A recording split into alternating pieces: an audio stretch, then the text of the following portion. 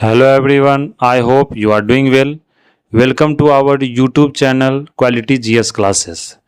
जैसा कि हम लोगों ने प्रीवियस लेक्चर में आपको मॉडर्न हिस्ट्री, एंशिएंट हिस्ट्री और जो मेडिएवल हिस्ट्री था वो हम लोगों ने कंप्लीट कर लिया। जो पीटी के लिए हमने क्रैश कोर्स शुरू किया था वो कंप्लीट कर लिया। अब जो हमारा नेक्स्ट टॉपिक है, जो नेक्स्ट हम लोग सिलेबस स्टार्ट करेंगे वो ज्योग्राफी होगा। तो ज्योग्राफी आप जानते हैं कि वो एक बहुत इंपॉर्टेंट पार्ट है आपको सिलेबस का। तो उसमें आपको 10 से 15 क्वेश्चंस पूछे जाते हैं। अगर आप यूपीएससी प्रीलिम्स की बात करें तो वहाँ पर भी देखेंगे 10 से 15 क्वेश्चंस आपको हर एक साल पूछा जाता है।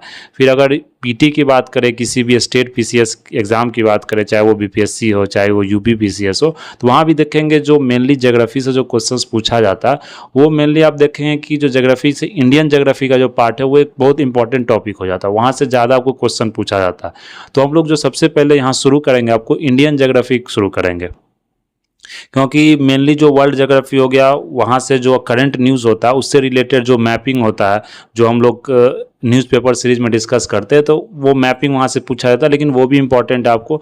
तो 10 से जो 15 क्वेश्चन आपको पूछा जाता है वो ज्योग्राफी से जो पूछा जाता है। तो ज्योग्राफी का कौन कौन पार्ट है? Indian geography, physical geography, world geography, economic geography, human geography. तो वो पूरा आपको मिलाकर 10 से 15 क्वेश्चन पूछा जाता है। लेकिन जो सबसे इंपॉर्टेंट पार्ट होता है जहाँ से मैक्सिमम नंबर ऑफ क्वेश्चन आपको पूछा जाता है तो वो आपको इंडियन ज्योग्राफी से पूछा जाता है। और अगर स्टेट पीसीएस की बात करें तो वहाँ मेनली आपको इंडियन ज्योग्राफी से रिलेटेड एग्जाम में क्वेश्चंस पूछा जाता है।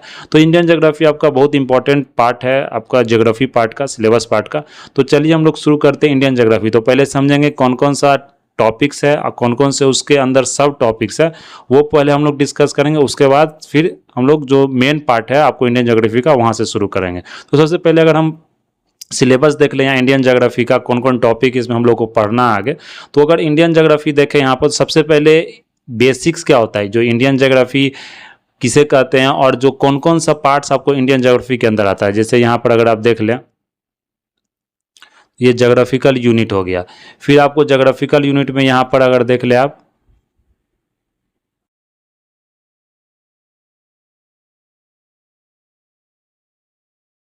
तो फिर सबसे पहला इसमें क्या हो गया, इंडियन फ्रंटियर्स। तो जितना भी मतलब इंडियन के आसपास नेबर्स है, फ्रंटियर्स हो गया, उसके आसपास जितना भी नेबर्स है, चाहे वो आपको चाइना हो, पाकिस्तान हो, भूटान हो, नेपाल हो, तो वो नेबर्स के बारे में पढ़ेंगे। और उससे रिलेटेड जितना भी इंडिया का ज्योग्राफिकल टर्म्स है, जैसे इंडिया का क्या शेप है, मतलब कितना भाग में वो कौन से स्टेट में बटा हुआ है और क्या मतलब डायरेक्शंस है आपको, वो हम लोग वहाँ पढ़ेंगे। चाहे वो लैटिट्यूड हो या लॉन्गिट्यूड हो, जो कि फिजिकल ज्योग्राफी का पार्ट है। लेकिन जो यहाँ पर बेसिक्स है इंडियन ज्योग्राफी का, जितना भी साइज है, ज्योग्राफिकल फीचर्स है, वो हम लोग यहाँ डिस्कस करेंगे। उसके बाद जो मेजर फिजिकल डिवीजन्स है ऑफ इंडिया का वो डिस्कस करेंगे, किससे कितना लैंड बाउंड्री शेयर करता है, किससे सबसे ज़्यादा लार्जेस्ट बाउंड्री शेयर करता है, तो वो हम लोग यहाँ पर डिस्कस करेंगे। जो हमारा लगा नेक्स्ट टॉपिक होगा वो आपको रॉक सिस्टम होगा। तो यहाँ रॉक सिस्टम जो आपको जियोलॉजिकल हिस्ट्री पर बेस्ड है, तो ये भी इंपॉर्टेंट, यहाँ से क्रोनोलॉजी ऑर्डिनेट पूछा जाता है। तो ये रॉक सिस्टम है वो, चाहे वो प्री कैम्ब्रियन एज हो या जो 4 बिलियन ईयर्स ओल्ड हो, उसके अंदर आपको होता है आर्कियन नीस और सिस्ट रॉक हो गया, धारवार रॉक हो गया, पुराना रॉक हो गया। तो इससे रिलेटेड आपको क्वेश्चन बीपीएससी पीटी में ही पूछा गया। यहाँ पर ड्रेविडियन रॉक सिस्टम हो गया, कार्बोनिफेरस, जिसमें कार्बन का आपको जो एलिमेंट का जो डिस्कवरी हुआ था, तो कार्बोनिफेरस रॉक्स हो गया। फिर ये आर्यन रॉक सिस्टम हो गया, जो गोंडवाना सिस्टम, जुरासिक जिसमें आप डायनासोर्स की बात करते हैं। फिर डेक्कन ट्रैप हो गया, टर्सरी सिस्टम। तो ये रॉक सिस्टम के हम लोग बात करेंगे। फिर जो हमारा अगला टॉपिक होगा वो हिमालयन रेंजेज होगा। तो हिमालयन रेंज में जैसे जो जितना भी रेंजेज है आपको, जो पैरेलल रेंजेज है, तो सबसे पहले शिवालिक हो गया आपको। फिर आपको किस तरह से शिवालिक फॉर्म हुआ, फिर lesser Himalayas, middle Himalayas, Himachal, फिर greater Himalayas, trans Himalayas, Purvanchal और eastern Himalayas, Himalaya regional divisions, Punjab Himalaya, western Himalaya, central eastern Himalaya. तो ये हम लोग पूरा डिस्कस करेंगे। उसके अंदर कितने इंपॉर्टेंट वैलीज है आपको हिमालय में प्रेजेंट, वो डिस्कस करेंगे। तो ये जो आपको जितना भी हिमालय रेंजेस डिस्कस होगा वो हम लोग फिगर के साथ डिस्कस करेंगे। मैप इसमें क्या होगा, मैपिंग बहुत इंपॉर्टेंट रहता है। आपको मैप के साथ यहाँ पर डिस्कशन कराया जाएगा, जिससे कि आप अच्छे से उस चीज़ को याद रख सके। फिर अगर हम हिमालय रेंजेस के बाद अगर डिस्कस करेंगे वहाँ पर, तो बहुत सारा इसी में हिमालय के अंदर आ जाता है कि क्या पासेज है हिमालय, यहाँ से क्वेश्चन पूछा जाता है कौन कौन से मेजर पासेज है आपको हिमालयज में, सब कॉन्टिनेंट में कौन कौन सा आपको पार्ट आता है, ग्लेशियर कौन सा हिमालयज में है, कहाँ से मतलब क्या प्रॉब्लम्स अभी जो हिमालय में चल रहा है, चाहे वो लैंडस्लाइड्स की बात करें या जितने भूस्खलन हो गया या मतलब जितने भी तरह के आपको लैंडस्लाइड्स हो गए या किसी तरह का आपको अर्थक्वेक आ रहा है तो वो क्यों आ रहा है, तो वो हम लोग वहाँ डिस्कस करेंगे। फिर अगर हम देख लें यहाँ इंडो गैंगेटिक ब्रह्मपुत्रा प्लेन, तो इंडो गैंगेटिक ब्रह्मपुत्रा प्लेन यहाँ क्या हो गया कि जो फॉर्मेशन हुआ था आपको इंडो गैंगेटिक प्लेन का, वो यहाँ पर देखेंगे। फिर आपको फीचर्स देखेंगे इंडो गैंगेटिक प्लेन का, फिर जो उसका क्या सिग्निफिकेंस है, तो वो ये सब टॉपिक इसका ये पार्ट है वो हम लोग यहाँ डिस्कस करेंगे। फिर आगे बढ़े तो पेनिनसुलर प्लेटू के बारे में डिस्कस करेंगे, जो जितना भी सेंट्रल हाईलैंड, बुंदेलखंड हो गया, मालवा, छोटा नागपुर प्लेटू, मेघालय, डेक्कन, वो यहाँ पर डिस्कशन होगा। फिर अगर हिल रेंज ऑफ देखें तो हिल रेंज जैसे अरावली रेंज हो गया, western Ghat, Satpura range, Vindhyan range, eastern Ghat, significance of the, तो ये सब यहाँ डिस्कस करना। फिर देखें तो ये कोस्ट लाइन्स ऑफ इंडिया हो गया। तो कोस्ट लाइन्स ऑफ इंडिया में जितने भी कोस्ट है, जितने भी आपको जो साउदर्न डिस्ट्रिक्ट्स है, साउदर्न जो मतलब स्टेट्स है आपको, चाहे वो केरला हो गया, तमिलनाडु हो गया, आंध्र प्रदेश हो गया, तो क्या है कि वो पूरे तरह से आपको पेनिनसुलर इंडिया उसे बोला जाता है। मतलब चारों बोल क्या कोस्ट है, आपको कोस्ट लाइन क्या हो गया कि मतलब समुद्र से आपको जुड़ा हुआ है, तो वो आपको कोस्ट लाइन एरिया हो गया। तो वो कोस्ट लाइन देखेंगे क्या सबमर्जेंस है, तो वेस्टर्न कोस्ट हो गया आपको। फिर ईस्टर्न कोस्ट के बारे में देखेंगे, कोस्टल प्लेन्स का क्या सिग्निफिकेंस है, ये क्यों इंपॉर्टेंट है, वो हम लोग यहाँ डिस्कस करेंगे। फिर आपको आइलैंड्स का जो पार्ट्स हो गया, आइलैंड्स देखेंगे जैसे Andaman Nicobar islands, Lakshadweep islands, New Moore islands, तो कौन कौन से आइलैंड्स है, कितने अंडमान निकोबार में कितने टाइप के आइलैंड्स है, लक्षद्वीप में कौन सा आइलैंड है, चाहिए कोरल आइलैंड्स है या वॉल्केनिक फॉर्मेशन से ये बना हुआ है, इसके बारे में यहाँ पर डिस्कस करेंगे। फिर अगर अगला जो टॉपिक होगा हमारा ड्रेनेज सिस्टम्स ऑफ इंडिया होता है। ड्रेनेज सिस्टम में जितने भी आपको जो रिवर्स है, जो इंपॉर्टेंट रिवर्स है, उसके बारे में डिस्कस करेंगे। जैसे इंडस रिवर हो गया, झेलम हो गया, चेनाब हो गया, यहाँ देख सकते हैं रवि रिवर हो गया, ब्यास हो गया, सतलेज हो गया। कौन से ड्रेनेज सिस्टम है इंडिया में, सबसे मेनली यहाँ गंगा रिवर सिस्टम, वो एक इंपॉर्टेंट रिवर, उसके बारे में डिस्कस करना। ब्रह्मपुत्रा रिवर सिस्टम, जितना ही पेनिनसुलर इंडिया का जो रिवर सिस्टम है वहाँ डिस्कस करेंगे। और क्या ओरिजिन है रिवर्स का, किस तरह किस मतलब साइड वो फॉलो करता है, ईस्टर्न साइड रिवर है या वेस्टर्न साइड रिवर है, वो यहाँ पर मैप के साथ पूरे अच्छे से डिस्कस करेंगे।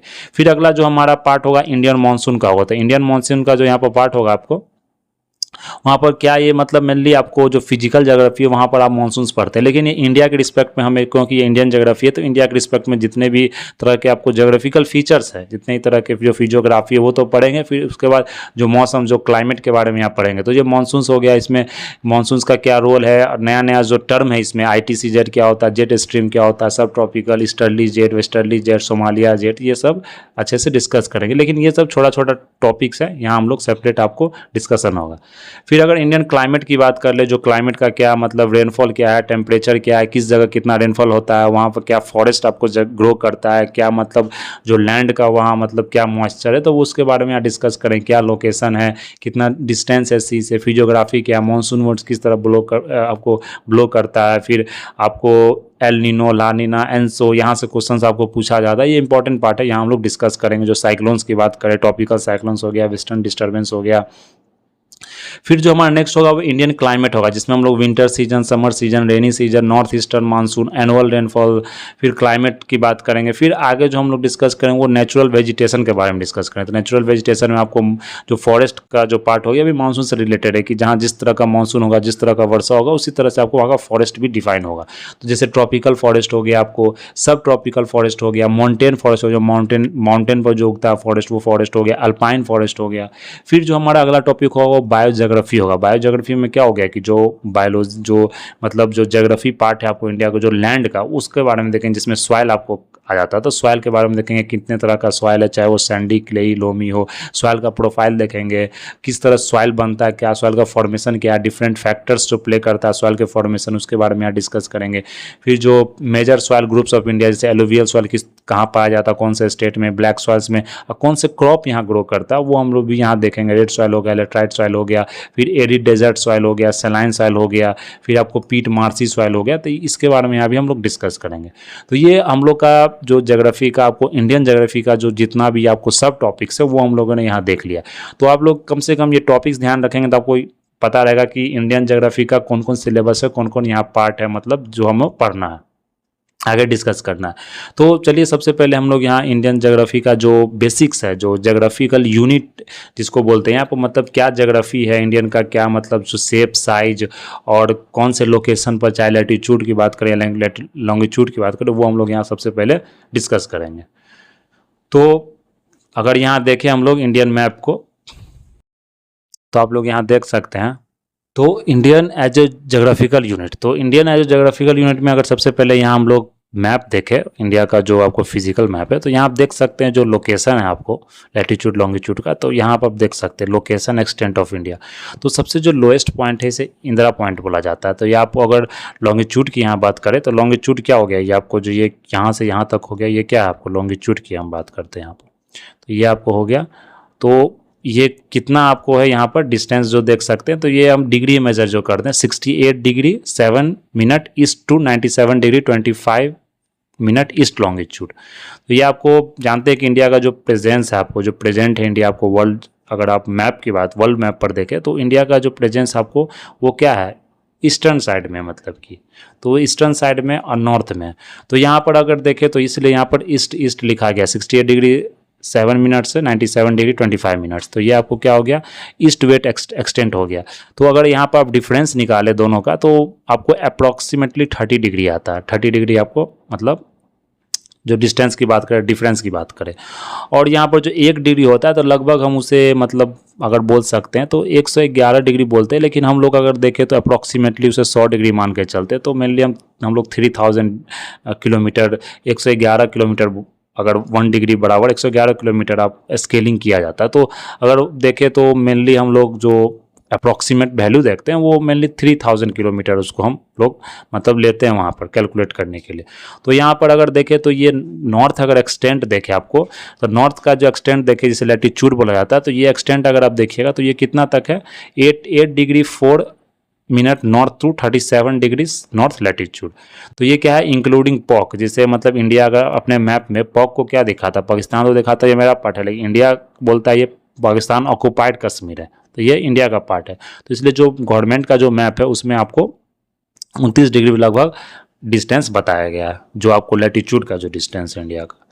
फिर अगर नॉर्थ साउथ नॉर्थ का जो एक्सटेंट देखें India including pock and Andaman Nicobar, Andaman Nicobar land को भी अगर जैसे मेनलैंड लेंगे तो हम लोग 8 डिग्री 4 मिनट नॉर्थ करेंगे, लेकिन अगर जो अंडमान निकोबार को भी अगर हम, क्योंकि वो भी इंडिया का पार्ट है, लेकिन अगर अंडमान निकोबार आइलैंड को हम लोग लेते हैं तो वहाँ से कितना हो गया ये आपको 6 degree 45 minute north to 37 degree 6 minute north latitude.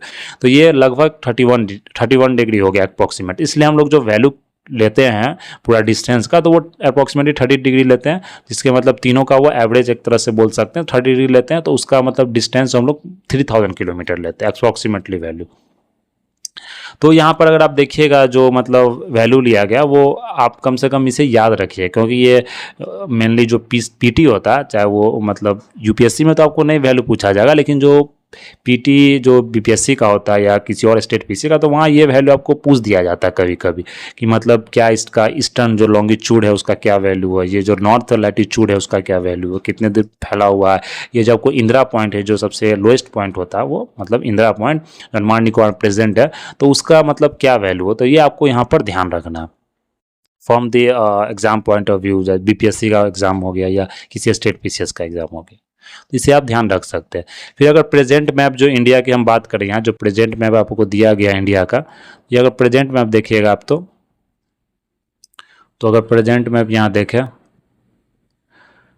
तो प्रेजेंट मैप जम्मू कश्मीर क्या देख सकते हैं, आपको नॉर्दर्न रीजन्स है जो पाकिस्तान द्वारा ऑक्यूपाई किया गया, लेकिन इंडिया अपना पार्ट भी से बोलता है, तो ये गिलगित चिल्सा, लेकिन इंडिया भी से ऑक्यूपाई नहीं कर पाया। फिर यहाँ पे देख सकते हैं श्रीनगर जम्मू कश्मीर का पार्ट है, अक्साई चीन है, ये चाइना द्वारा ऑक्यूपाई किया गया है जगह, और यहीं इसी मतलब आपको ये क्या हुआ है कि ये मतलब इंडिया को मतलब पाकिस्तान ने मतलब चाइना को यहाँ पर दे दिया है।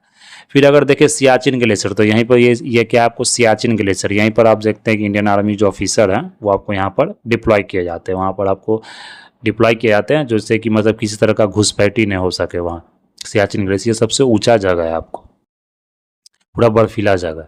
फिर अगर यहाँ जम्मू कश्मीर देख सकते हैं, पाकिस्तान देख सकते हैं, इंडिया देख सकते हैं, तो ये मतलब आपको प्रेजेंट मैप है अभी। फिर अगर हम लोग आगे बढ़े इसमें तो यहाँ पर अगर देखिएगा तो इंदिरा कॉल, ये क्या एक पॉइंट है आपको, ये कहाँ पर आपको सियाला, एक सियाचिन ग्लेशियर के ऊपर ये एक पॉइंट है, ये डिस्प्यूटेड पॉइंट है, जो सियाचिन ग्लेशियर का जो डिस्प्यूटेड पॉइंट है, तो एक इंदिरा कॉल पॉइंट है जिसे ट्री पॉइंट बोला जाता है। वहाँ पर आपको ये टेरिटरी तीनों कंट्रोल कर रहा हो, इंडिया बोल रहा है मेरा चाइना ही बोल रहा है वो मेरा, पाकिस्तान नहीं बोल रहा। तो ये आपको तीनों का जो कंट्रोलिंग पॉइंट है इसका इंदिरा कोल बोला जाता है। फिर एक और पॉइंट है जिसे जहाँ से लाइन ऑफ कंट्रोल ड्रॉ किया जाता है NJ9842, ये 35 डिग्री नॉर्थ 77 डिग्री ईस्ट पर है। तो ये आपको नॉर्दर्न मोस्ट डिमार्केटेड पॉइंट है इंडियन पाकिस्तान, जहाँ से सीज फायर लाइन आपको शुरू होता है, जिससे हम लोग लाइन ऑफ कंट्रोल कहते हैं, LOC पॉइंट कहते हैं। तो वो आपको है, इतना आपको यहाँ पर ध्यान रखना है। फिर अगर देखें यहाँ southern most point of the country is the Pygmalion point, जो साउदर्न मोस्ट पॉइंट होता है इसे क्या बोला जाता है, पिगमेलियन पॉइंट और इंदिरा पॉइंट। जैसे इंदिरा पॉइंट की हम लोग बात करें, ये कहाँ लोकेटेड है, 6 डिग्री 45 डिग्री नॉर्थ लैटिट्यूड, ये कहाँ, अंडमान निकोबार में लोकेटेड है। तो इसे इंदिरा पॉइंट ही बोला जाता है या पिगमेलियन पॉइंट ही बोला जाता है। अगर नॉर्थ साउथ एक्सटेंड देखें इंदिरा कोल का इस इन कश्मीर टू कन्याकुमारी, तो नॉर्थ साउथ एक्सटेंड देखें जो इंदिरा कोल जहाँ से सबसे हाईएस्ट पॉइंट से सबसे लोएस्ट कन्याकुमारी पॉइंट तक, तो कितना डिस्टेंस है आपको, पूरा 3214 किलोमीटर। अगर ईस्ट वेस्ट देखें आपको जो विथ है आपको रन ऑफ कच्छ से अरुणाचल प्रदेश, तो वो कितना है 2933 किलोमीटर। तो ये आपको, इसलिए हम इससे अप्रोक्सीमेटली 3000 किलोमीटर मार के ही चलते हैं, मतलब बोल चाल के भाषा में आप बोल सकते हैं, कैलकुलेशन की अगर बात करें वहाँ पर तो मेनली 3000 किलोमीटर मान के चलते हैं। तो इंडिया का जो एरिया है पूरा वो कितना है आपको, 32,87,263 किलोमीटर स्क्वायर है। जो इंडिया जो है आपको सबसे लार्जेस्ट कंट्री का जो मतलब क्रोनोलॉजी ऑर्डर देखें तो उसमें 7th नंबर पर इंडिया आता है आपको, 7th लार्जेस्ट कंट्री है वर्ल्ड में। इंडिया का जो लैंड का जो पार्ट है, जो इंडिया लैंड पार्ट ऑक्यूपाई करता है पूरे वर्ल्ड में, पूरा विश्व में, तो वो कितना करता है 2.4% of the total surface of the area. जो पूरा टोटल सरफेस एरिया है आपको मतलब ये 100%, तो इसमें ये इंडिया जो ऑक्यूपाई करता है ये 2.4% ही आपको क्या करता है, इंडिया ऑक्यूपाई करता है। अब बाकी जो ये ऑक्यूपाई आपको हो रहा है ये आपको डिफरेंट जो कंट्री है उसका ऑक्यूपेशन। तो देख सकते हैं कि 2.4 है। इंडिया का पॉपुलेशन जो बोला जाता है वो वर्ल्ड का कितना आपको बोल सकते हैं 18% पॉपुलेशन है, माना जाता है अभी 18% पॉपुलेशन है, 2.4% आप जमीन को ऑक्यूपाई करते हैं और 7th largest country in the world है आपको। तो ये आपको रन ऑफ कच्छ से इतना, ये डिस्टेंस आपको याद नहीं रखना, इतना मतलब माइन्यूटली आपको माइन्यूट फिगर नहीं पूछा जाएगा, तो मेनली 3000 किलोमीटर आप याद रख सकते हैं। तो ये आपको यहाँ पर ध्यान रखना है। फिर अगर हम देख ले तो यहाँ पर देख सकते हैं जो नॉर्थ साउथ एक्सटेंट है वो ज़्यादा डिस्टेंस है। आपको ये पूछा जा सकता है कि नॉर्थ साउथ एक्सटेंट का डिस्टेंस ज़्यादा है या मतलब ईस्ट वेस्ट का डिस्टेंस ज़्यादा है, तो ये नॉर्थ साउथ का डिस्टेंस आपको ज़्यादा है। फिर अगर लार्जेस्ट कंट्री की यहाँ बात करें तो इंडिया जानते हैं 7th नंबर पर आपको है, लेकिन अगर और कंट्री की बात करें तो सबसे फर्स्ट नंबर कौन है, रसिया है। रसिया के पास बहुत ज़्यादा मतलब आपको कॉन्टिनेंट, बहुत ज़्यादा लैंड है। तो रसिया देखे तो कैपिटल उसका तो मॉस्को, वो मैंने याद रखना, मेनली रसिया देखे उसका देख सकते एरिया कितना ज़्यादा है। यहाँ फर्स्ट नंबर पर रसिया आता है, इतना एरिया नहीं याद रखना, सिर्फ याद रखिए फर्स्ट नंबर पर रसिया आता है, सेकंड नंबर पर आपको कनाडा आता है, क्योंकि यहाँ पर जो ज़्यादा लैंड है, ऐसा नहीं कि पॉपुलेशन ज़्यादा है। रसिया के पास क्या है कि जो लैंड है वो मेनली आपको बोल सकते हैं कि वो लैंड आपको मतलब उसको बोला जाता है कि मतलब बर्फ़ से ढका हुआ लैंड है। वो लैंड कोई काम का नहीं है, पूरी तरह बर्फीला लैंड है, उसमें आप किसी तरह का खेती नहीं कर सकते, किसी तरह का इकोनॉमिक एक्टिविटी, वहाँ लाइवलीहुड भी ग्रो नहीं कर सकता, वहाँ पर्सनस मतलब कोई किसी तरह का आदमी वहाँ रह भी नहीं सकता, तो उस तरह का लैंड है। लेकिन वो टेरिटरी आपको रसिया का, इसलिए रसिया का सबसे बड़ा मतलब लैंड टेरिटरी माना जाता है। तो रसिया हो गया आपको मतलब जो बोल जाता है क्रायोस्फीयर, हो क्रायोस्फीयर क्या होगा कि वो मतलब लैंड पूरा बर्फ़ से आपको ढका हुआ है। फिर कनाडा हो गया सेकंड नंबर पर, थर्ड नंबर पर यूएसए है। जैसे तो यूएसए का 30 करोड़ पॉपुलेशन है, लेकिन यूएसए के पास थर्ड नंबर, इतना ज़्यादा लैंड है। तो मेनली जो लैंड है वो आपको फॉरेस्टेड एरिया बोल सकते हैं, या मतलब मेनली जो वहाँ का जो आइस एरिया है, या मतलब जो क्रायोजेनिक एरिया हो गया, बर्फ से ढका हुआ एरिया है वहाँ। फिर अगर फोर्थ नंबर पर चाइना देख सकते, चाइना के पास ही बहुत ज़्यादा लैंड है आपको, तो चाइना आपको ग्रेटेस्ट कंट्री हो जाता है मतलब एरिया के टर्म में। फिर ब्राज़ील है, फिर ऑस्ट्रेलिया है, उसके बाद आपको इंडिया आता है, फिर अर्जेंटीना है, कजाकिस्तान है, फिर आपको अल्जीरिया। तो कम से कम आप ये 7 इंडिया तक याद रखेंगे कौन कौन से। सबसे पहले आपको रसिया हो गया, फिर कनाडा हो गया, फिर यूएसए हो गया, फिर चाइना हो गया, फिर ब्राज़ील हो गया, उसके बाद ऑस्ट्रेलिया हो गया, फिर इंडिया हो गया। तो ये आपको 7 कंट्री, कम से कम ये 7 कंट्री क्रोनोलॉजी ऑर्डर में आप याद रखें, क्योंकि ये यूपीएससी में आपको नहीं पूछा जाएगा, लेकिन आपको पीटी में जो बीपीएससी का या किसी और स्टेट पीसीएस का एग्जाम होता है वहाँ आपको यह क्वेश्चन पूछा जा सकता है। अगर आप देखें जो ट्रॉपिक ऑफ कैंसर थे, यहाँ कुछ कुछ जो इंपॉर्टेंट फैक्ट्स है, जो इंपॉर्टेंट कंसेप्ट है वो यहाँ हम लोग देख लेते हैं, जहाँ से क्वेश्चन डायरेक्टली आपको वन लाइनर की तरह से मतलब वन लाइनर के फॉर्म में आपको पूछा जाता है। तो सबसे पहले जो ट्रॉपिक ऑफ कैंसर की बात करें तो ट्रॉपिक ऑफ कैंसर किस मतलब पास करता है, तो ट्रॉपिक ऑफ कैंसर जो पास करता है आपको मिडिल ऑफ द कंट्री से पास करता है। ये कंट्री को क्या करता है, दो भाग में डिवाइड करता है। ट्रॉपिक ऑफ कैंसर आप पढ़े होंगे, जो मतलब ट्रॉपिक ऑफ कैंसर होता है, एक ट्रॉपिक ऑफ कैप्रिकॉर्न होता है। तो वो मतलब मेनली जो हम लोग फिजिकल ज्योग्राफी पढ़ेंगे वहाँ ये सब टर्म जो latitude, longitude, Tropic of Cancer, Tropic of Capricorn, ये सब आपको डिटेल में पढ़ेंगे। लेकिन यहाँ पर जो बेसिक्स जो फैक्ट्स है वो हम लोग यहाँ देखेंगे। तो यहाँ जो अगर Tropic of Cancer middle of the country से पास करता है, ये 2 लैटिट्यूडनल हाफ्स में डिवाइड करता है। और जो बोला जाता है कि एरिया जो north of Tropic of Cancer होता है वो नियरली 2 टाइम्स होता है, 2 टाइम्स एरिया है which last to the south of it. तो ट्रॉपिक कैंसर के जो साउथ है उस एरिया का 2 गुना एरिया है आपको नॉर्थ में। तो ये आपको ध्यान रखना। South of 22 degree north latitude the country tapers off 100 kilometre in the Indian Ocean as a peninsula. तो ये आपको इंडियन ओशियन में पेनिनसुला में 100 किलोमीटर आपका इसका पूरा फैला हुआ है।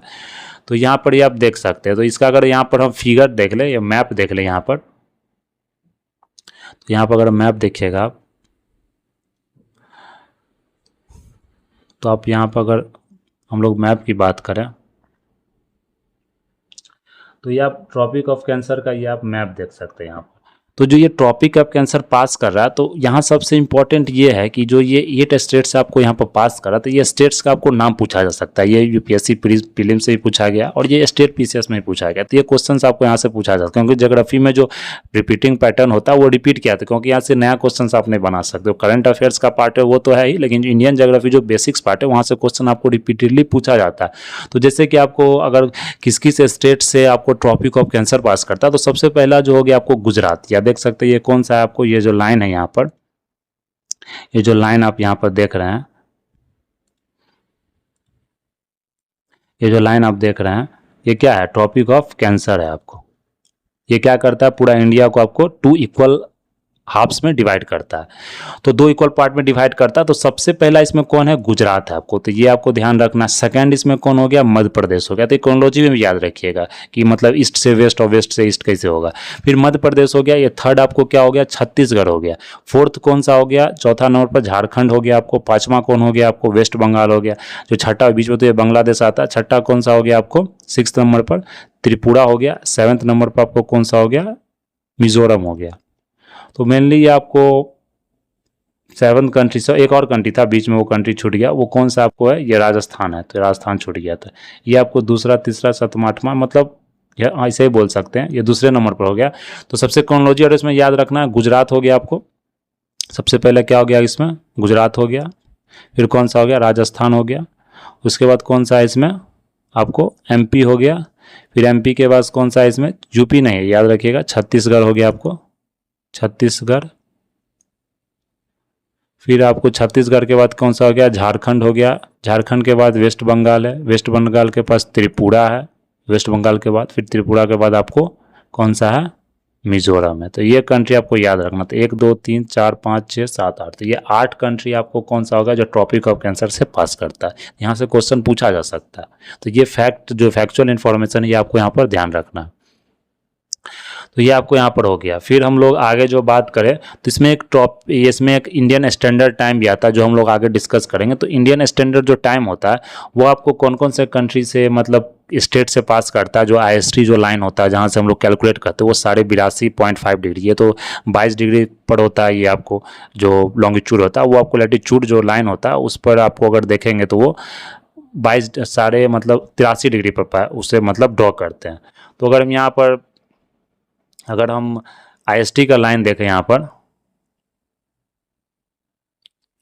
तो जो इंडियन स्टैंडर्ड मेरिडियन जो पास करता है वो कौन कौन से स्टेट से पास करता है, अगर यहाँ पर हम लोग देख ले, जो लाइन ड्रॉ करे, तो समझिए आपको 82 डिग्री से। तो यहाँ पर अगर 84 हो गया तो बीच में क्या हो गया आपको, 82 हो गया। तो ये जो पास करता है, तो ये 82 पॉइंट, अगर यहाँ पर हम थोड़ा सा और ले ले, तो मतलब स्केल ले ले, तो यहाँ पर देख सकते हैं 30 मिनट।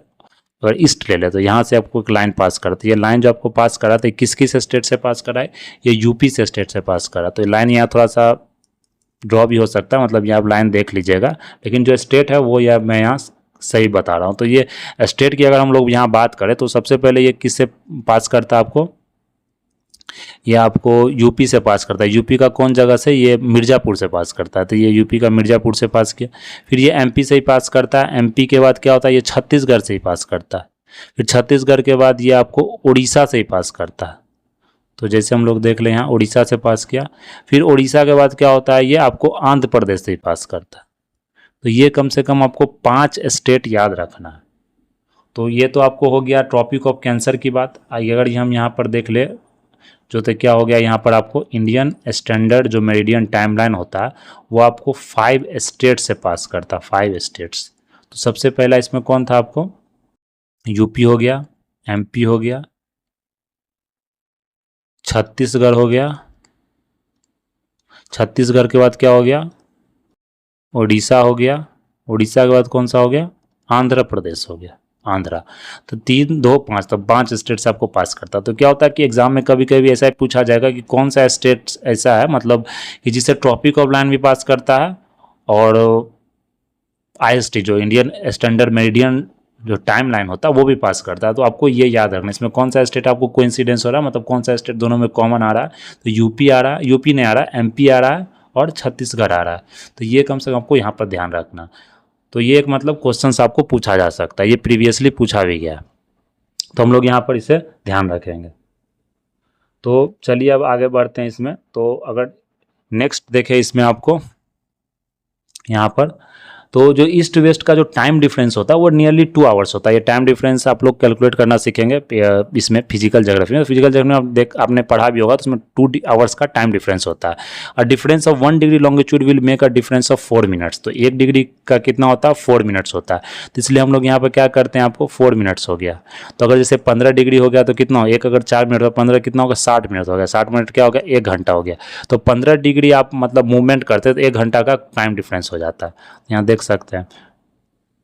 तो ये आपको यहाँ पर तो 2 घंटा हो गया। तो अगर 60 डिग्री का डिफरेंस आपको यहाँ पर 15 डिग्री या 30 डिग्री का हो तो कितना हो गया, आपको 2 घंटा का डिफरेंस हो गया। तो ये आपको ध्यान रखना, जो ईस्ट वेस्ट का टाइम डिफरेंस होता है वो 2 आवर्स होता है। इसलिए देखेंगे अगर आपको सूरज अगर मतलब अरुणाचल प्रदेश में सबसे पहले जो जहाँ निकलता है सूरज, तो वहाँ अगर 5 बजे निकला तो आपको गुजरात में कितना बजे दिखेगा, 7 बजे दिखेगा। तो इस तरह से वहाँ टाइम डिफरेंस चलता है। तो सबसे ज़्यादा जो अर्ली राइज होता है सूरज का, जो लैंड ऑफ अर्ली राइज सन बोला जाता है, वो आपको अरुणाचल प्रदेश है। तो टाइम डिफरेंस के कारण क्या होता है कि बहुत ज़्यादा प्रॉब्लम भी होता है। वहाँ पर आपको दिन छोटा हो जाता है, कहीं पर दिन बड़ा हो जाता है, वहाँ किसी को सोने में प्रॉब्लम हो जा रहा है, या मतलब जो टाइम जो क्वालिटी ऑफ जो टाइम होता है जिसमें वर्क किया जा सके, तो डे जो टाइम होता है इसमें ऑफिस वर्क होता है वो कम हो जाता है। तो ये प्रॉब्लम्स आपको चलता रहता है। इसलिए देखेंगे कि इंडिया में तो एक टाइम जोन है, लेकिन और डिफरेंट कंट्री में देखेंगे जहाँ पर बहुत ज़्यादा डिफरेंस है आपको लैटिट्यूड लॉन्गिट्यूड का, तो वहाँ टाइम डिफरेंस भी ज़्यादा, तो वहाँ डिफरेंट टाइम जोन ही बनाया गया। अगर आप चाइना सब की बात, चाइना में तो एक ही टाइम जोन है, लेकिन अब रसिया वसिया की बात करें या यूएसए की बात, वहाँ 30 से 20 टाइम जोन माना जाता है। यूके की इंग्लैंड की बात करें तो वहाँ 10 टाइम जोन है। तो उस हिसाब से आदमी को वहाँ जो अपना मतलब समय है ऑफिस का या किसी फ्लाइट का, और वो आपको वहाँ पर कंट्रोल किया जाता है उसी के हिसाब से, मतलब वहाँ पर दिनचर्या उस हिसाब से डिसाइड किया जाता है। तो ये आपको यहाँ पर ध्यान रखना, 2 आवर का टाइम डिफरेंस है। अगर हम लोग आगे देखें यहाँ तो इंडियन ट्रॉपिकल और टेम्परेट कंट्री, तो कौन सा कंट्री आपको इंडिया कौन सा ट्रॉपिकल है या टेम्परेट कंट्री, तो इंडिया दोनों आपको मतलब है। मेनली ट्रॉपिकल कंट्री बोला जाता है, लेकिन टेम्परेट रीजन भी है। टेम्परेट पार्ट कौन है, north of Tropic of Cancer. जो ट्रॉपिक ऑफ कैंसर के जो नॉर्थ है वो कौन सा है, टेम्परेट पार्ट है, जो ट्वाइस है एरिया ऑफ ट्रॉपिकल पार्ट का। But India has always been treated as tropical country for 2 different region, physical और कल्चर रीजन के कारण इंडिया को ट्रॉपिकल कंट्री ही बोला गया। अगर फिजिकल जोग्राफिकल क्लाइमेटिक रीजन्स की बात करें, the country separated from the rest of Asia by the Himalayas. तो जितना भी मतलब हिमालयस जो आपको एशियाज हो, पूरा जो एशिया है आपको वर्ल्ड मैप अगर देखिएगा एशिया का, तो पूरा एशिया से जो इंडिया सेपरेटेड है आपको, वो किस मतलब कि कौन से फिजिकल फीचर्स से फिजिकल फीचर्स के कारण सेपरेट है, तो वो हिमालयाज, जो हिमालय जो वही सेपरेट करता है आपको इंडिया को अदर एशियन कंट्री से, चाहे वो चाइना हो जाए या अदर एशियन कंट्री हो जाए उससे। फिर आपको देख ले तो फिजिकल जो ट्रॉपिकल मानसून डोमिनेट्स, यहाँ पर सबसे ज़्यादा ट्रॉपिकल मानसून हो, जैसे ही मानसून का सीजन है जुलाई अगस्त हो गया, सितंबर या मानसूनल सीजन है इंडिया में, वो डोमिनेट करता है। उसी पर क्लाइमेट अब यहाँ का डिपेंड होता है, उसी पर आपको एग्रीकल्चर का जो मेन जो प्रोडक्शन जो सीजन होता है वो आपको मानसून पर ही डिपेंड करता है। फिर Himalayas blocks the cold temperature air mass, Himalaya जो साइबेरियन विंड हो गया जैसे जो सेंट्रल एशिया से आता है, इसलिए हमारा कंट्री में क्या होता है उतना ज़्यादा ठंड नहीं पड़ता। यहाँ पर अगर देख ले तो वो लैंड जो है जो क्रायोजेनिक लैंड होता है, जहाँ मतलब पूरे बर्फ से ढका रहता है 2-2 साल 4-4 साल, जैसे आप देख लेंगे रसिया में या सेंट्रल एशिया में, तो वहाँ क्या होता है आधा से ज़्यादा लैंड आपको बंजर ही माना जाता है, क्योंकि वहाँ आप कुछ ग्रो नहीं कर सकते, इतना ज़्यादा ठंड है, पूरा वो बर्फ़ से कवर है। लेकिन इंडिया में क्या हो रहा है कि उस तरह से हमारा लैंड, हम लोग कितने भी ठंड में है लेकिन यहाँ कुछ प्रोडक्शन आपको ग्रो कर सकते हैं, कुछ आप क्रॉप्स ग्रो कर सकते हो, वो आपको जो डिफरेंट एशियन कंट्री है, जो सेंट्रल एशिया कंट्री, वहाँ आप पूरे लैंड में ग्रो नहीं कर सकते। इसलिए इंडिया में बोला जाता है कि जो हिमालय बहुत बड़ा एक रोल प्ले करता है, मदद करता है वो, कि मतलब कोई भी आपको जो बहुत ठंडा हवा, जो साइबेरियन विंड्स हो गया, वो आपको इंडिया में क्रॉस नहीं करे। इसलिए देखेंगे माइग्रेटरी बर्ड्स है, वो ज़्यादा ठंड पड़ता है तो वो इंडिया में फिर चला आता है, अगर जब साइबेरियन जो कंट्री है वहाँ अगर ज़्यादा ठंड पड़ रहा है, तो इससे साइबेरियन बर्ड्स, जो माइग्रेटरी बर्ड्स का जो मूवमेंट होता है इंडिया में आपको। Although winter night temperatures are low, winter जो नाइट का टेम्परेचर होता है वो थोड़ा कम होता है, लेकिन क्लियर स्काई होता है, इंसोलेशन यहाँ ज़्यादा होता है, इसलिए टेम्परेचर आपको यहाँ दिन में बढ़ जाता है आपको। ये फिजिकल फीचर जो क्लाइमेटिक रीजन्स था। फिर कल्चरल जोग्राफिक रीजन्स देखें तो settlement, disease, agriculture, primary economic activities, all are tropical in nature. तो यहाँ जितने भी डिजीज़ हो रहे हैं, चाहे वो डेंगू हो या किसी तरह का डिजीज़ हो, चाहे वो मलेरिया हो, डायरिया हो, तो वो सब क्या है, ये ट्रॉपिकल कंट्री में आप देखेंगे। जैसे इस तरह का डिजीज आपको मेनली कहाँ मिलेगा, जैसे जीका वायरस हो, ये मेनली जो डिजीज़ मिलेगा आपको, वेस्ट नाइल वायरस हो, तो ये कहाँ मिलेगा आपको डिजीज़, ये आपको अफ्रीकन कंट्रीज में मिलेगा। तो इसलिए इंडिया में जो आपको सेटलमेंट्स है, जिस हिसाब से यहाँ का पहनावा ओढ़ावा, जिस हिसाब से यहाँ का जो डिजीज़ फैलता है, ये सब क्या, जिस हिसाब से यहाँ पे एग्रीकल्चर प्रोडक्शन है, जहाँ पर बहुत ज़्यादा हम लोग राइस का प्रोडक्शन करते हैं, वीट का कल्टीवेशन करते हैं, जिसमें सबसे ज़्यादा पानी की ज़रूरत होती है, इरीगेशन फैसिलिटी का सबसे ज़्यादा ज़रूरत पड़ता है, जो इकोनॉमिक एक्टिविटी, उसके कारण क्या है कि सब ट्रॉपिकल नेचर का मतलब हम लोग शो करते हैं, इसलिए इसे ट्रॉपिकल नेचर बोला जाता है। लेकिन ये टेम्परेट और ट्रॉपिकल दोनों है। So it is primarily because of the Himalayas that India is predominantly tropical country। Himalaya के द्वारा, हिमालय के मतलब के वजह से सबसे ज़्यादा जो इंडिया को हम लोग कहते हैं कंट्री, वो ट्रॉपिकल कंट्री हिमालय की वजह से प्राइमरी रीज़न है। तो ये आप लोग को यहाँ पर ध्यान रखना है। अब जो हमारा इसमें अगर नेक्स्ट देखें तो इंडिया का जो फ्रंटियर से ये देख लेते हैं, जो ये मिनिस्ट्री ऑफ होम अफेयर्स का जो डाटा है उसके हिसाब से देखते हैं इंडिया का जो लैंड है कितना है। यहाँ पर लैंड बॉर्डर, जो आपको लैंड बॉर्डर है इंडिया का, मतलब पूरा अगर इंडिया की हम लोग यहाँ बात करें तो यहाँ पर जो लैंड बॉर्डर है आपको इंडिया का, सही से मैप नहीं ड्रॉ किया गया यहाँ पर, तो इंडिया का जो लैंड बॉर्डर की हम बात करें तो यहाँ पर देख सकते हैं कि जो लैंड बॉर्डर इंडिया का, जो ये जितना भी मतलब जो बगल का स्टेट्स है, जो बगल का मतलब यहाँ पर जितने भी नेबर कंट्रीज़ है, जो पड़ोसी देश है, उससे कितना लैंड बॉर्डर हम लोग शेयर करते हैं, वो यहाँ पर कितना करता है इंडिया, 15,106.7 किलोमीटर हम लोग लैंड बॉर्डर शेयर करते हैं। कितने, रनिंग थ्रू 17 स्टेट, ये 17 स्टेट से आपको रन करता है पूरा बॉर्डर, तो ये आपको ध्यान रखना है। और कोस्ट लाइन इंडिया का कितना है, जो कोस्ट लाइन, जो ये कोस्ट लाइन होता है जहाँ समुद्र है, यहाँ क्या है पूरा ये पेनिनसुलर इंडिया, तो ये समुद्र है, इससे हम कितना शेयर करते हैं, 7516.6 किलोमीटर। तो यहाँ पर इतना हम शो करते हैं। तो 6100 किलोमीटर मेनलैंड कोस्ट लाइन है। कोस्ट लाइन इतना आपको इंडियन आइलैंड्स का, जो आइलैंड्स यहाँ पर आपको प्रेजेंट है, चाहे अंडमान निकोबार हो या लक्षद्वीप आइलैंड हो, तो वो यहाँ पर हम लोग देखेंगे। फिर ये अब 13 स्टेट्स और यूनियन टेरिटरीज को ये टच करता है। फिर जो barring Telangana, MP, Chhattisgarh, Jharkhand, Delhi, Haryana, all other states in the country have one or more international borders और coast line and can be regarded as a front line state. जो फ्रंट लाइन स्टेट किसको बुलाया जाता है, चाहे वो मतलब किसी और आपको इंटरनेशनल बॉर्डर, एक या दो इंटरनेशनल बॉर्डर से वो कंट्री क्या हुआ, लगा हुआ है, उसका जो मतलब एरिया है, जो बॉर्डर है वो लगा हुआ है, या मतलब किसी कोस्ट लाइन से लगा हुआ है, तो वो क्या हो गया, आपको जो तेलंगाना, एमपी और छत्तीसगढ़ को छोड़कर बाकी सब स्टेट्स लगा, उस स्टेट्स को हमको क्या कहते हैं, front line state. Front line में क्या हो गया कि आपका जो लाइन है, जो बॉर्डर लाइन है, वहाँ पर क्या है, कोई अलग स्टेट्स या कोई अदर इंटरनेशनल बॉर्डर से आप मतलब जुड़े हुए हैं। इंडिया का जो लॉन्गेस्ट बॉर्डर वो बांग्लादेश। अभी देखें बांग्लादेश में जो शेख हसीना आपको जो प्राइम मिनिस्टर वहाँ की थी, उन्होंने डिज़ाइन दे दिया, तो बांग्लादेश क्या है कि सबसे आपको लॉन्गेस्ट बॉर्डर शेयर करता है इंडिया के साथ। तो ये आपको यहाँ पर ध्यान रखना, सबसे लॉन्गेस्ट बॉर्डर किसके साथ शेयर करता है, तो हम लोग को लगेगा कि चाइना के साथ ज़्यादा शेयर करता है, क्योंकि चाइना ज़्यादा न्यूज़ में रहता है, वहाँ देखते हैं हम लोग थोड़ा सा हरदम लैंड के लिए डिस्प्यूट्स होता है, लेकिन सबसे ज़्यादा जो शेयर होता है वो इंडिया का जो बॉर्डर शेयर होता है वो आपको किसके साथ शेयर होता है, बांग्लादेश के साइड से होता है। जो शॉर्टेस्ट बॉर्डर शेयर होता है वो अफगानिस्तान के साथ शेयर होता है, वो हम लोग मतलब अपने मैप में शो करते हैं, लेकिन जो अदर मैप देखा अदर कंट्री का तो वो बोलता है वो हमारा वो भी पार्ट नहीं है। तो गिलगित बाल्टिस्तान करते वो अफगानिस्तान का पार्ट है, बोलते हैं कि अफगानिस्तान भी हम शेयर करते हैं, बहुत छोटा मतलब कि पार्ट शेयर करते हैं। तो आपको यहाँ देखना, तो लेंथ ऑफ जो इंडिया बॉर्डर है जो कंट्री के साथ हम यहाँ पर शेयर करते हैं, तो देख लीजिए बांग्लादेश के साथ कितना करते हैं 4096। ये आपको याद नहीं रखना, एक सिर्फ क्रोनोलॉजी याद रखिए कि सबसे ज़्यादा शेयर हम बांग्लादेश के साथ करते हैं। सेकंड नंबर पर आपको चाइना आता है, फिर थर्ड पर पाकिस्तान आता है। ये 3 कम से कम आपको याद रखना। फिर नेपाल हो गया, म्यांमार हो गया, भूटान हो गया, अफगानिस्तान हो गया। तो सबसे देखिए सबसे कम 106 किलोमीटर अफगानिस्तान के साथ हम लोग शेयर करते हैं। तो देख ले कि हमें मतलब इंडियन आर्मी बॉर्डर फोर्स का कितना यहाँ पर ज़रूरत है, कितना नीड है, कितना मतलब उसमें डिफेंस में भी एक्सपेंडिचर चाहिए। क्योंकि एक बॉर्डर कंट्री क्या होता है, वहाँ पर आपको हरदम एक फोर्स चाहिए, किसी तरह का मतलब कोई भी आपको इंट्रूजन नहीं हो, किसी तरह का कोई भी वहाँ पर घुसपैठी मतलब अंदर नहीं आए, इसलिए आपको बॉर्डर फोर्स का बहुत ज़रूरी है। यहाँ 15,000 किलोमीटर, इसलिए सबसे ज़्यादा इंडिया मतलब आपको फोर्स में या डिफेंस में आपको इन्वेस्ट करना पड़ता है बॉर्डर कंट्री को सेफ करने के लिए। तो ये आपको यहाँ पर ध्यान रखना है, सबसे ज़्यादा आपको बांग्लादेश, चाइना, पाकिस्तान। फिर अगर हम लोग यहाँ पर बॉर्डर विद चाइना की बात करें तो यहाँ पर देख सकते हैं सेकंड लॉन्गेस्ट बॉर्डर चाइना के साथ हम लोग शेयर करते हैं। तो कौन कौन सा स्टेट हो गया, जम्मू कश्मीर, हिमाचल प्रदेश, उत्तराखंड, सिक्किम और अरुणाचल प्रदेश। ये क्या कहता है, इंडियन बॉर्डरी चाइना का। ये स्टेट भी आपको याद रखना है। फिर अब जो साइनो इंडियन बॉर्डर से ये 3 सेक्टर्स में डिवाइड किया गया, western sector, middle sector, eastern sector. ये याद नहीं रखना कि 5 इंडियन स्टेट जो शेयर करता है बॉर्डर, ये आपको ध्यान रखना। जम्मू कश्मीर, हिमाचल प्रदेश, उत्तराखंड, सिक्किम और अरुणाचल प्रदेश। सबसे ज़्यादा जो मतलब लड़ाई होता है वो क्या होता है, एक जम्मू कश्मीर जो सियाचिन बॉर्डर है, एक आपको सिक्किम जो हो गया, अरुणाचल प्रदेश में सबसे ज़्यादा हम लोग मतलब कोई वहाँ चिकन नेक हो गया, अरुणाचल प्रदेश में जो हम लोग लड़ाई अभी जो गलवान का जो मैटर हुआ था वो सब यहाँ पर सबसे ज़्यादा आपको पाया जाता है। फिर वेस्टर्न सेक्टर की यहाँ बात करें तो जम्मू कश्मीर से आपको अलग किया गया चाइना का प्रोविंसेस का, तो ये यहाँ पर इतना ध्यान नहीं रखना। फिर अगर ईस्टर्न सेक्टर की बात करें तो यहाँ भी देख सकते हैं ट्राई जंक्शन जो तिब्बत म्यांमार में जो मतलब पास है, तालू पास, दीपू पास, तो वहाँ भी मतलब एक डिस्प्यूटेड रीजन है आपको।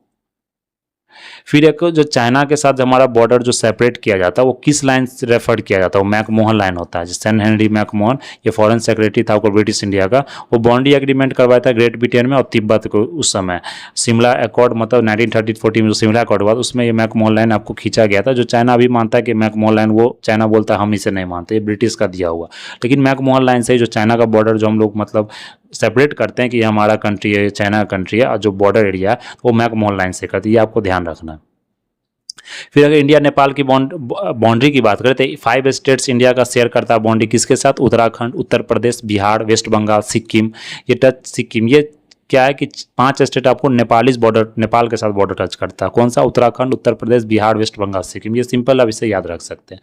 बॉर्डर पोरस है इसलिए आपको अनरिस्ट्रिक्टेड मूवमेंट होता है, किसी तरह का वीज़ा वूज़ा नहीं लगता अगर नेपाल इंडिया में आप जा रहे हैं तो ये आपको ईस्ट वेस्ट डायरेक्शन में, ये शिवालिक रेंज में आपको फुट हिल में मतलब अलॉन्ग मूव करता है, पूरा जो बॉर्डर रन करता है आपको। फिर इंडो पाकिस्तान का बाउंड्री देख ले तो ये आपको रेड क्लिफ अवार्ड, जो रेड क्लिफ लाइन था वो लाइन खींचा गया, तो फिर आपको क्या बना, इंडो पाकिस्तान का जो बॉर्डर का फॉर्मेशन और पार्टीशन हुआ उसके बाद रेड क्लिफ लाइन आपको बनाया गया था।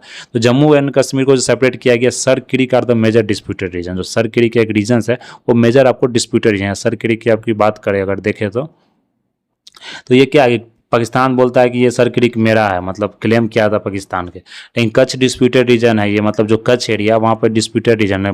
इंडिया बोलता है ये मेरा है, पाकिस्तान बोलता है कि ये मेरा रीजन है, तो ये आपको डिस्प्यूटेड रीजन है। फिर इंडिया बांग्लादेश बॉर्डर की बात करें तो ये सबसे लॉन्गेस्ट बॉर्डर आपको शेयर करता है। तो ये आपको ये भी रेड क्लिफ अवार्ड के द्वारा, मतलब रेड क्लिफ जो लाइन है उसके द्वारा ये डिफाइन किया गया।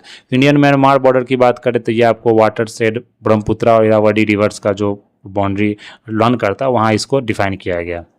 तो यहाँ पर बहुत सारा फॉरेस्टेड एरिया है, मिजो हिल्स हो गया, मणिपुर, नागालैंड हो गया, तो यहाँ भी डिस्प्यूटेड एरिया है। फिर इंडिया श्रीलंका बाउंड्री की बात करें तो इंडिया श्रीलंका जो सेपरेट किया गया वो पाक स्टेट के द्वारा जो सेपरेट किया गया। फिर धानुषकोडी है क्या, तमिलनाडु कोस्ट पर है, जो 32 किलोमीटर है तलाईमार जाफना पेनिनसुला से। ये आपको ज्वाइन किया गया कौन, एक आइलेट से, राम सेतु, एडम्स ब्रिज से। तो ये पाक स्टेट क्या करता है, आपको दोनों के बीच में डिवीजन करता है। तो ये आपको हो गया। मेजर फिजिकल डिवीजन्स क्या है इंडिया का, हिमालय हो गया, इंडो गैंजेटिक प्लेन हो गया, अगर हम लोग देखेंगे peninsular प्लेटू, coastal planes, Indian islands जैसे लक्षद्वीप हो गया, ये कोरल बिल्ट आइलैंड्स है, आपको पूरा कोरल से बना हुआ है। टेक्टोनिक प्लेट जो वोल्केनिक इरप्शन से बना हुआ है, Andaman Nicobar islands. Indian plate और यूरेशियन प्लेट जब टकराया था उसके कारण जो वोल्केनिक इरप्शंस हुआ उसके कारण अंडमान निकोबार आइलैंड्स का फॉर्मेशन हुआ। तो ये आपको यहाँ पर ध्यान रखना है। तो आगे हम लोग पढ़ेंगे, अच्छे से डिस्कस करेंगे। यहाँ देख सकते हैं इंडिया का जो मैप है, यहाँ देख सकते हैं ये बॉर्डर कंट्री है, किस तरह से बॉर्डर करता है यहाँ पर फिजिकल मैप। तो ये हम लोग आगे डिस्कस करेंगे। तो इसमें अब इतना ही रहने देते हैं क्योंकि ये फिर ज़्यादा हो जाएगा। तो आगे हम लोग का जो टॉपिक होगा वो हम लोग यहाँ से आपको शुरू करेंगे पेनिनसुलर प्लेटू से। तो कौन कौन सा रीजन आपको पेनिनसुलर प्लेटू में इंक्लूडेड है। तो आज इतना ही रहने दे देते हैं। That's all for today. Thank you very much.